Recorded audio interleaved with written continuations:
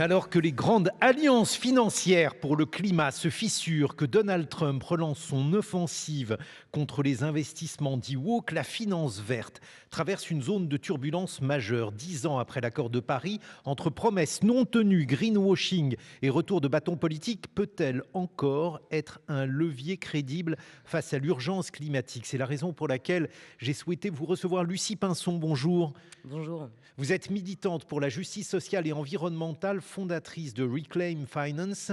Pour votre action, vous avez reçu le prix Goldman pour l'environnement en novembre 2020. Quelques mots sur ce prix qui est un prix Nobel de l'écologie et les raisons pour lesquelles vous l'avez reçu, Lucie Pinson.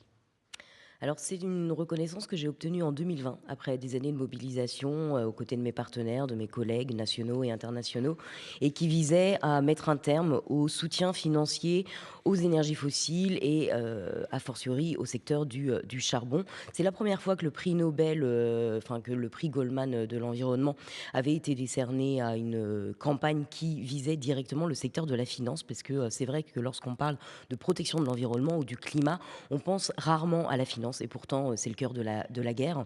On sait que toute transformation sociétale ou économique nécessite des capitaux, que les entreprises, pour développer des nouveaux projets ou maintenir en opération leurs installations, ont besoin de prêts, de couverture d'assurance, d'investissements.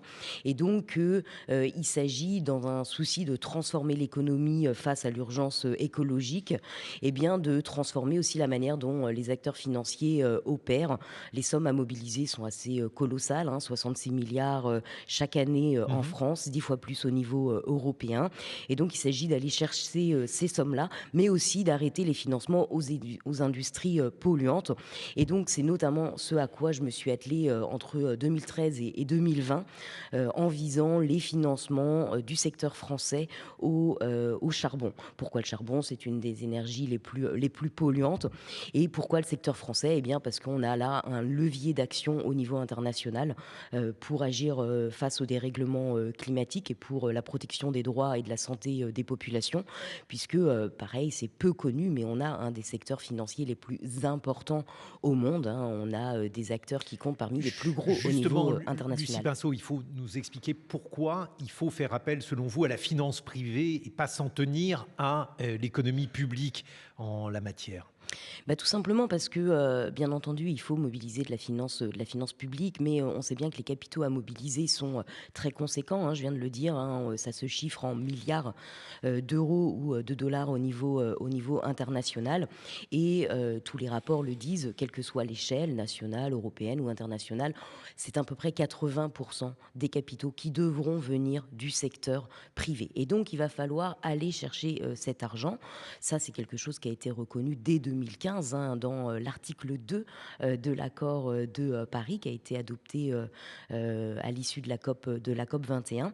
Et bien entendu, comme je l'ai dit juste avant, il ne s'agit pas seulement d'aller chercher les capitaux pour les orienter vers les solutions.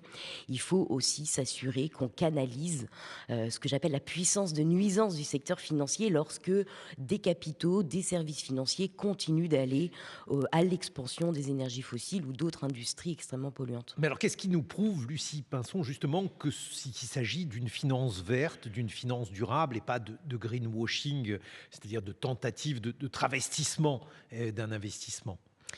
Il s'agit bien entendu de mettre des curseurs, puisqu'on ne va pas sortir des énergies fossiles du jour au lendemain. Il n'en est pas question. En revanche, ça fait déjà plusieurs années que l'on sait que tout nouveau projet d'énergie fossile, de charbon, de pétrole et de gaz est incompatible avec un objectif de limiter le réchauffement au plus proche des 1,5 degrés.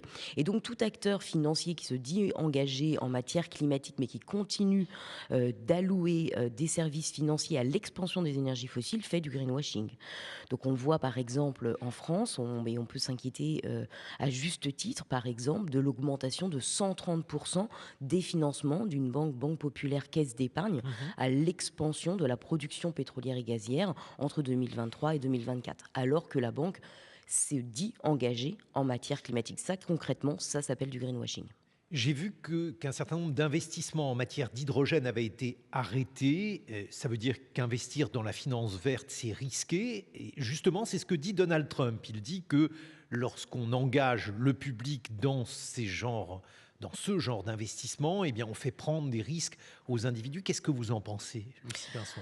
Alors, Donald Trump, en effet, hein, attaque la finance responsable, la finance verte, la finance durable, ou en tout cas tous ces financements qui visent à remettre du bon sens dans l'orientation des flux financiers.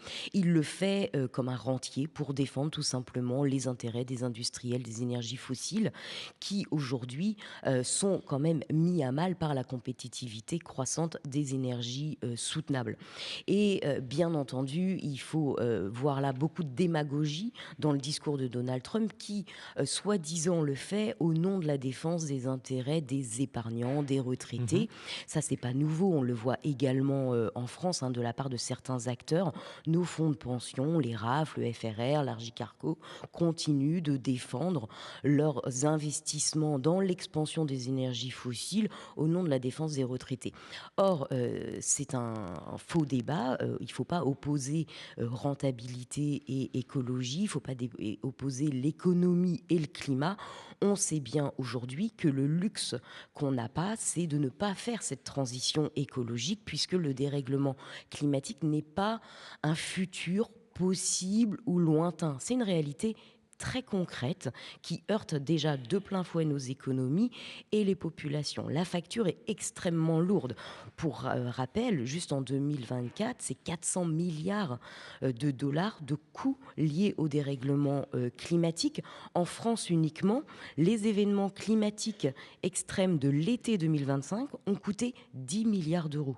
10 milliards d'euros. Donc aujourd'hui, la réalité économique et financière, faire preuve de bon sens, implique de mettre un terme au financement vers l'expansion des énergies fossiles. Il y a une solution qui a été proposée qu'on appelle le net zero banking, autrement dit faire des investissements en neutralité carbone.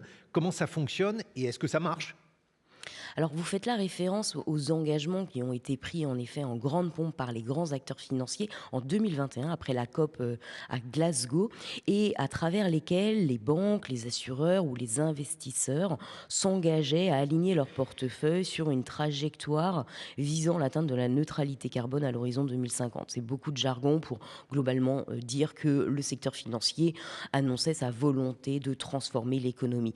Malheureusement, ça a beaucoup relevé de la communication et très peu d'action, puisque ce qu'on a vu depuis 2022 notamment, et le fait qu'on a relâché peut-être la pression sur les acteurs financiers, on a arrêté de parler de l'écologie, de la mettre au cœur des débats, en se concentrant sur d'autres enjeux, la guerre en Ukraine, l'inflation. Eh bien, c'est que on a permis à ces acteurs financiers de continuer à investir massivement dans les énergies fossiles, à rebours de toutes les recommandations scientifiques et de leurs propres engagements. Heureusement, ce n'est pas tous les acteurs financiers. Encore, on voit malgré tous les débats autour du backlash que certains agissent et qu'il est encore possible d'agir. Et cela ne dépend que de chaque acteur financier. Encore en France, on a eu des assureurs vie, 4 d'entre eux, qui ont pris des nouveaux engagements contre l'expansion du gaz naturel liquéfié l'année dernière. Merci beaucoup, Lucie Pinson, militante pour la justice sociale et environnementale, fondatrice